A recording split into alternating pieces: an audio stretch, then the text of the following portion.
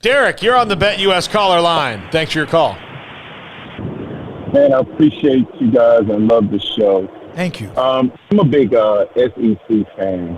And when I think about Notre Dame, I couldn't see Greg Sankey saying, oh, well, we'll take all of your other sports and we'll just leave you independent. Like, there's no way in the world that he would do that because the SEC is so powerful. And I look at Notre Dame as like old money. They just that. They do nothing for me, or I'm pretty sure a whole lot of other SEC fans. I just believe that Notre Dame really needs to be in a conference and to help their brand. Well, they don't need help with their brand, but they need to be in a conference. I think the lone duck right now is West Virginia banging on the door to get in the ACC. Because if West Virginia can't get in the ACC, they are cooked. They might well be a part of the group of five, and there's no way for them to go. Texas schools, I think they're going to be okay. But as far as West Virginia, that's the school that's really in the most trouble. Thank you so much for taking my call, and I'll listen to what you have to say. Hey, Derek, thanks for the call. Notre Dame's got some impact now. We know the eyeballs, the image, the tradition. Old money, yeah, they have a lot of old money.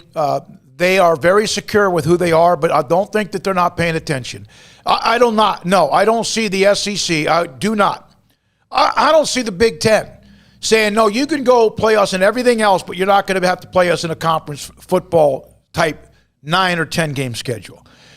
We had this back and forth all day yesterday with football when it comes to Notre Dame football being an independent or not. They're an independent. That's what they're considered. They do have 5 games with the ACC, and I gave a little bit on that. I understand that they're attached to them in a way, but they're not an ACC football team. They have a scheduling alliance with them. Mm-hmm. But Notre Dame, I think, would be accepted by every conference, but there are some. Like, if Notre Dame called, let's just say Bowlesby, hey, Notre Dame's on line 1. Yes. Yeah. Yeah, okay. But the SEC is not going to allow somebody to just be everything but football. No. Because it's football which drives the bus. The ACC, they did this last year, right? They were a part of the conference because of COVID. It was strange, and they ended up almost winning it, which I thought was pretty cool. And part of it was because Notre Dame had Big Ten and Pac-12 teams on their schedule, and those conferences were not going to play. They're not going to play. So Notre Dame had to do something, and then the ACC is like, look, we'll take your money. And, yeah, you can be in the conference. You can play for the conference title. I also think that was part of the ACC that maybe one day be like, hey, you remember that year that you were just in the conference one time and you almost won it? Didn't that feel good?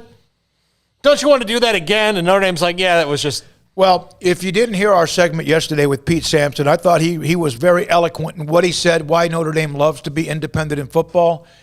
There's a lot of reasons, like 10, including where they can play whenever they want to. What was it? One year they played in, I believe he said they played in Los Angeles, Chicago, and New York. Who can do that? They can. They are, to me, a team that if they called, every conference would answer and have long discussions with them. But no, when it comes to football, Derek, I agree with you. The SEC would not say, we'll take you for everything but football. And I'm not saying the ACC is wrong, because they're kind of trying to figure out who they are too.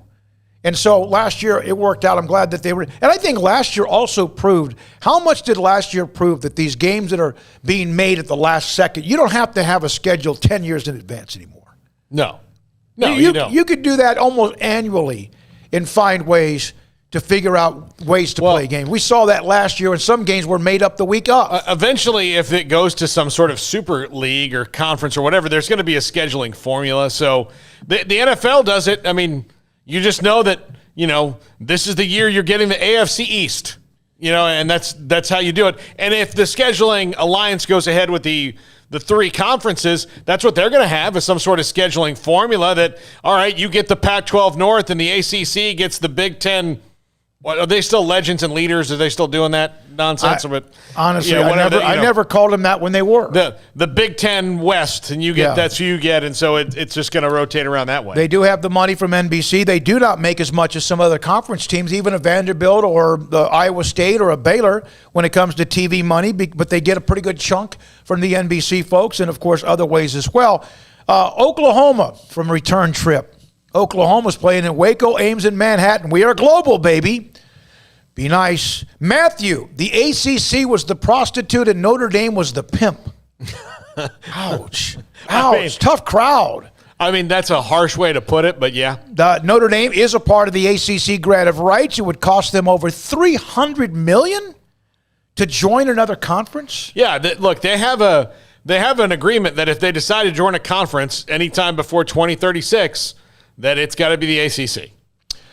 All right, so that's that.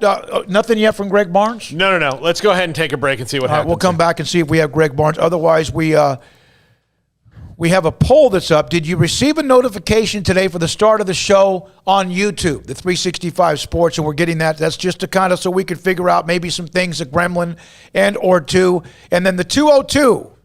I knew it. I absolutely knew that he would be up here soon. He's the big Notre Dame fan.